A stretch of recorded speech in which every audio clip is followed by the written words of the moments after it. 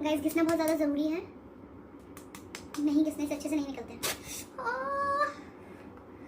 Hello everyone, welcome back to my channel dentist story. अगर आप मेरे चैनल पे नए हैं तो मुझे सब्सक्राइब कर लीजिए। हम लोग जल्द ही 1 लाख सब्सक्राइबर पहुंचने वाले हैं। आज मैं आप लोगों को इस वीडियो में बताने वाली हूँ कैसे आप लोग अपने घर पे अपने खुद की वैक्सिंग कर सकते हैं। सबसे पहले मैं आपको कुछ टिप्स दे देती हूँ वैक्सिंग से रिलेटेड, जो बातें आपको ध्यान में रखना है अगर आप खुद वैक्सिंग कर रहे हैं तो। वन टिप ये है कि जब आपके फुल ग्रोथ में हेयर होंगे तभी आप वैक्सिंग करेंगे। ये बात आपको बहुत अच्छे से ध्यान में रखनी है। सेकंड नंबर है गाइस, जब आप जिस दिन भी आप वैक्सिंग करने वाले हैं या सोच रहे हैं कि आज मैं वैक्सिंग करूंगी, तो उस दिन आप नहाने के बाद मॉइस्चराइज नहीं करेंगे अपनी स्किन को या फिर कोई ऑयल ऐसा कुछ नहीं लगाएंगे। ऐसा करने से गाइस आपके हेयर वैक्सिंग करने के टाइम पे आपके हेयर अच्छे से नहीं निकलेंगे। वैक्स चिपकने में भी प्रॉब्लम होता है, इस चीज से ध्यान रखना है। वैक्सिंग करने के पहले आपको कभी मॉइस्चराइज नहीं करना है, लेकिन वैक्सिंग करने के बाद आपको जरूर मॉइस्चराइज करना है, नहीं तो आपके दाने निकल सकते हैं। और अगर आपकी स्किन ऐसी है कि आपके वैक्सिंग करने के बाद दाने निकल जाते हैं, पोर्स ओपन हो जाते हैं या फिर स्किन रैश हो जाता है या कुछ ऐसा हो जाता है, तो पहले आप थोड़ा सा वैक्स यहाँ पे लगा के पैच टेस्ट करेंगे और स्ट्रिप्स लगा के खींच देंगे। उसके बाद अगर आपको कुछ नहीं होता है तो आप आगे बढ़ेंगे। और अगर आपको माइल्ड थोड़े बहुत दाने हो रहे हैं, कुछ ऐसी प्रॉब्लम नहीं है या रैश भी हल्के फुल्के आ रहे हैं और आप चाहते हैं फिर भी आप वैक्स करें, तो गाइज आप क्या करेंगे, आप वैक्सिंग करने के बाद बर्फ जो होती है, आइस क्यूब लेके वो रब करेंगे अपने हाथ पे और अच्छे से मॉइस्चराइज करेंगे। कोई भी क्रीम लेके, कोल्ड क्रीम लेके अच्छे से आप उसका मसाज करेंगे। बात ये है गाइस, जैसे कि गर्मियों का सीजन है, अभी समर सीजन है, विंटर्स में उतनी प्रॉब्लम नहीं आती है, बट समर सीजन में क्या होता है, आपको बहुत ज्यादा स्वेटिंग होती है, पसीना आता है, इस वजह से भी वैक्स अच्छे से नहीं चिपकती है आपके हैंड्स पे या फिर लेग्स पे, जहां पे भी आप कर रहे हैं, तो तब ये प्रॉब्लम आती है कि वैक्स अच्छे से नहीं चिपकती और हेयर मूव नहीं होता है। सो गाइज, अगर आप समर्स में वैक्स कर रहे हैं तो कोल्ड वैक्स लीजिए और आप एसी जो है चला लेंगे, अगर आप अवेलेबल है तो एसी आपके पास। कूलर आप नहीं चलाएंगे, और अगर ऐसा कुछ नहीं है तो थोड़ा ठंडक में या फिर थोड़ा रिलैक्स बैठेंगे। अगर पसीने में आप वैक्स कर रहे हैं तो ये बिल्कुल भी काम की नहीं होगी, ये मैं आपको बता देती हूँ। सो गाइज, वैक्सिंग करने का मैंने सारा सामान अमेजोन से ऑर्डर किया था। मैंने वहां से लिया है एक वैक्स हीटर, एक स्पैचुला उसके साथ मिला था मुझे, और वैक्स का पूरा डब्बा मुझे वहां से मिला था।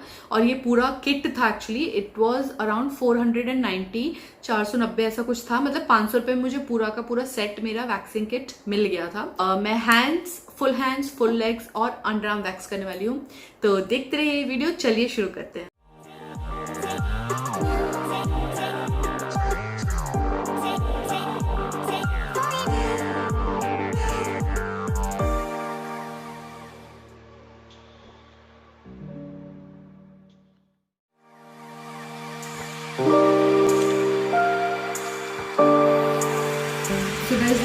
वैक्सिंग मैंने वैक्स गर्म कर लिया है और अब मैं आपको एक चीज बताती हूँ। डायरेक्शन ऑफ द हेयर आपको देखना है। क्या आप डायरेक्शन ऑफ हेयर देख सकते हैं? मेरा डायरेक्शन ऑफ हेयर है नीचे की साइड, नीचे की साइड डायरेक्शन है। जिस डायरेक्शन में हेयर ग्रोथ है उस डायरेक्शन में आप वैक्स अप्लाई करेंगे और फिर वैक्स स्ट्रिप लगा के उल्टे डायरेक्शन में आपको खींचना है। तो मेरे जो हाथ का जो हेयर ग्रोथ है वो हाफ, अगर हम बात करें नीचे का, तो इट्स टिल्टेड, मतलब दूसरी साइड में इस तरीके से मेरी ग्रोथ है, इस तरीके से देख रहे हैं आप लोग। तो मैं इस तरीके से वैक्स अप्लाई करूंगी, इस तरीके से, और ऊपर वाली मेरी स्ट्रेट है, ठीक है, तो मैं इस तरीके से, और इधर भी ऐसा ही है। एक्चुअली क्या किया है, वैक्स स्ट्रिप को हाफ काटा है इस तरीके से करके। क्यों मैंने कट किया है हाफ? क्योंकि जब आप किसी से करवाते हैं तो फुल में कंफर्टेबल रहता है, बट जब आप खुद करते हैं तो फुल वैक्स स्ट्रिप, मान लीजिए आप अगर ऐसे लगा रहे हैं तो वो खींचने में आपको प्रॉब्लम होती है, जबकि अगर आप हाफ कट कर लेते हैं तो वो आपको खींचने में आपको ईजी रहेगा। माइल्ड गरम लेंगे, जस्ट मेल्ट हुआ हुआ। और जब आप वैक्स गरम करने रखेंगे, आप उसके संग स्पैचुला मत रखिए, क्योंकि स्पैचुला जिस तरीके से अगर आप इस तरीके से रख देते तो स्पैचुला बहुत ज़्यादा गर्म हो जाता है, उसके बाद आप जल सकते हैं, आपको छेका लग सकता है, ठीक है। तो चलिए अब मैं अप्लाई कर रही हूँ, ध्यान से देखिए।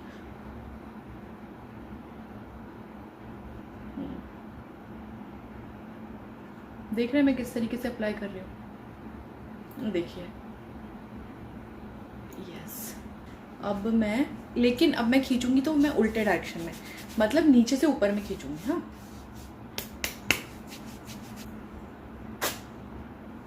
देखिए वैक्स बहुत ज़्यादा गर्म भी मत रखिएगा। बहुत ज़्यादा गर्म रखने से एक्चुअली क्या होता है ना कि थिक नहीं लग पाता है वैक्स, तो इसीलिए उतना गर्म भी मत रखिएगा। और गर्मियों में एक बात है कि अगर आपको पसीना आ रहा है तो आप वैक्सिंग नहीं कर पाएंगे, क्योंकि आपका हाथ यहाँ जहाँ पे भी आप कर रहे हैं वो जगह बहुत ड्राई रहनी चाहिए, तब जाके अच्छे से आपके हेयर खींचेंगे, नहीं तो नहीं खींचेंगे।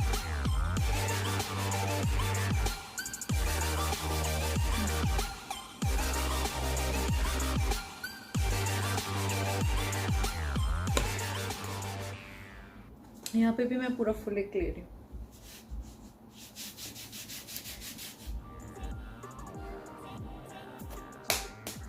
भूल ही गई मैं, नीचे की तरफ बाल थे तो नीचे की तरफ ऊपर में खींचना है, ठीक है। तो मैं नीचे से ऊपर खींचूंगी। डन।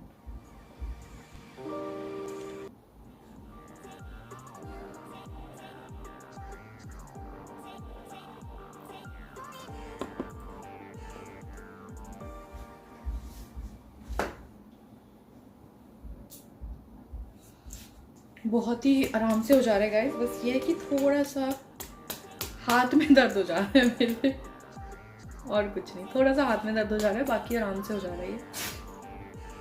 वाह, यहाँ का कर लूँगी क्योंकि टैनिंग के लिए मैं यहाँ का करूँगी।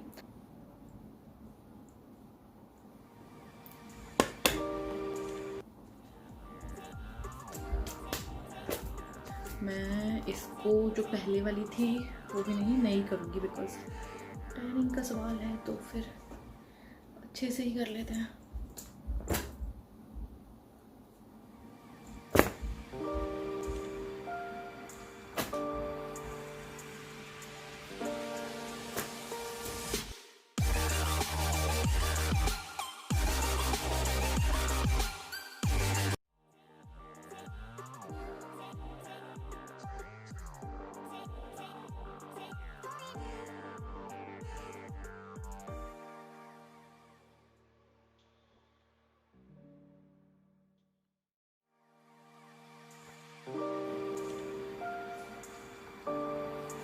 यहाँ पर जब आप खींचे ना तो फिर आप इधर मुंह कर लीजिए, क्योंकि फिर कभी कभी ना आपके कान में या फिर गाल पे लग जाएगा, ऐसा लगेगा खूब जोर से चांटा पड़ा है। उंगलियों पे जो हमारे हेयर रहते हैं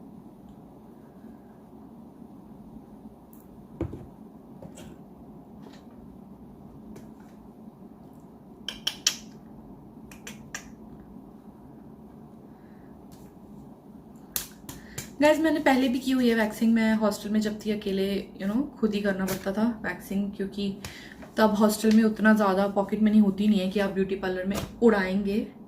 तो मैं क्या करती थी, अपने घर से, मेरी मम्मी का तो ब्यूटी पार्लर है, तो घर से वैक्स हीटर ले जाती थी, वैक्स ले जाती थी और स्ट्रिप्स ले जाती थी। खुद की तो करती थी और अपनी फ्रेंड्स की भी करती थी, रूममेट्स की भी, जो मेरी बेस्ट फ्रेंड्स थी वो लोग भी मुझसे करवाते थे। तो हम लोग इसी तरीके से अब पैरों की वैक्सिंग भी कर लेंगे। तो बस आपको एक बात का ध्यान रखना है कि जिस डायरेक्शन में आपके हेयर हैं उस डायरेक्शन में आप वैक्स लगाएंगे और अपोजिट डायरेक्शन में आपको खींचना है। तो मैंने पहले यहाँ पे जॉनसन्स बेबी पाउडर लगा लिया, जिससे कि मेरा जो है स्किन ड्राई हो जाए। स्किन ड्राई होना बहुत ज़रूरी है, नहीं तो वैक्स जो है अच्छे से चिपकता नहीं है और फिर वो अच्छे से हेयर को नहीं खींच पाता है।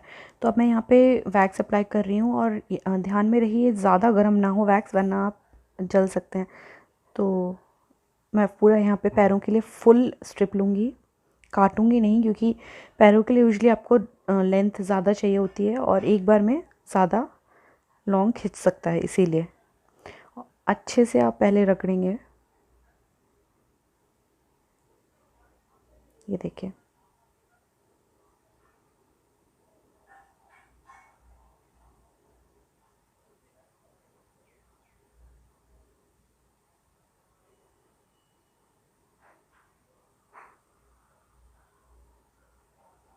गाइस जब आप वैक्स स्ट्रिप लगा रहे हैं तो आपको ध्यान रखना है सीधा और उल्टा।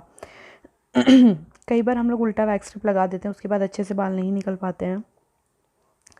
तो वैक्स स्ट्रिप भी आपको सीधा ही लगाना है। देख सकते हैं आप, साफ साफ दिख रहा है मेरी वैक्सिंग कहाँ पर हुई है और कहाँ पर नहीं हुई है।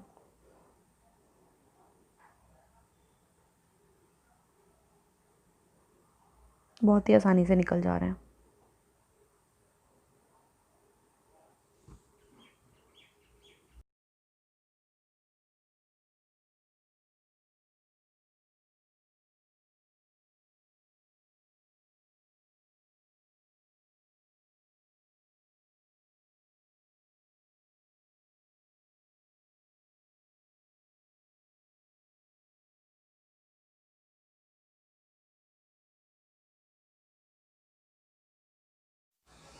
वैक्सिंग करना बहुत ही ईजी है गाइस, एक बार आप ज़रूर घर में ट्राई कीजिएगा और हिम्मत करके एक बार ट्राई कर लीजिएगा, तो फिर आप कभी सैलून में जाएंगे ही नहीं।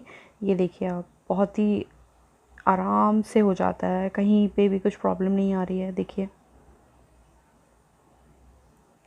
मुझे तो इनफैक्ट रेज़र से और क्रीम से ज़्यादा मुझे वैक्सिंग ज़्यादा पसंद है, क्योंकि इसमें टैनिंग भी निकल जाता है साथ साथ आपका। क्रीम में और रेज़र में टैनिंग जो है वो नहीं निकलता है स्किन का, और रेज़र में तो मुझे बहुत ही घटिया लगता है रेज़र, और रेज़र से बाल भी बहुत ज़्यादा पोकी पोकी आते हैं बाद में।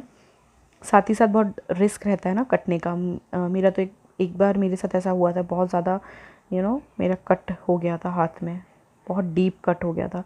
उसको हील होने में बहुत टाइम लगा था और पूरा मतलब खून एकदम से निकल गया था।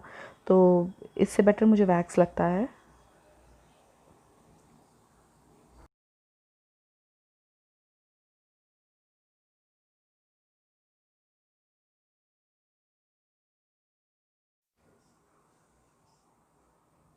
सो गाइस पीछे का आप कुछ इस तरीके से कर लेंगे, आप थोड़ा सा टिल्ट कर लेंगे लेग को और इस तरीके से पीछे का निकाल लेंगे।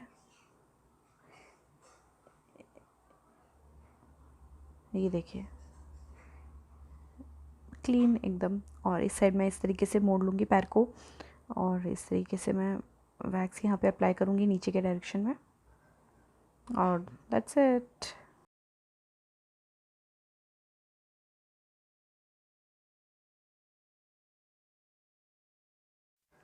सो गाइज़ ऊपर का करते टाइम जब आप थाइस पे करेंगे तो आप थोड़ा सा लेग अपना जो अच्छे से होल्ड करेंगे, क्योंकि सेल्यूलाइट जो होता है ना, फैट होता है जो, उस वजह से अच्छे से बाल खींच नहीं पाते और लग जाती है कई बार। तो आप अच्छे से नीचे से टाइटली पकड़ लेंगे अपने थाई रीजन को, और फिर आप जो है वहाँ पे आप खींचेंगे। सो जब आप करेंगे तो दोनों साइड में आप दोनों डायरेक्शन में लगाएंगे, क्योंकि कई बार ऐसा होता है कि बीच में से स्प्लिट होता है और ऊपर में अलग डायरेक्शन में हेयर जा रहे होते हैं, नीचे अलग। इस तरीके से आप काट लेंगे स्ट्रिप को हाफ, और फिर आप उसको पुल करेंगे इस तरीके से। देख सकते हैं आप एकदम क्लीन। सो गाइज़ बस इतना ही आज के वीडियो में। पसंद आया हो तो लाइक कीजिए, शेयर कीजिए और सब्सक्राइब कीजिए मेरे चैनल को। 1 लाख मुझे पहुंचा दी जल्द से जल्द। मिलती हूँ अगली वीडियो में, तब तक के लिए बाय बाय, टेक केयर।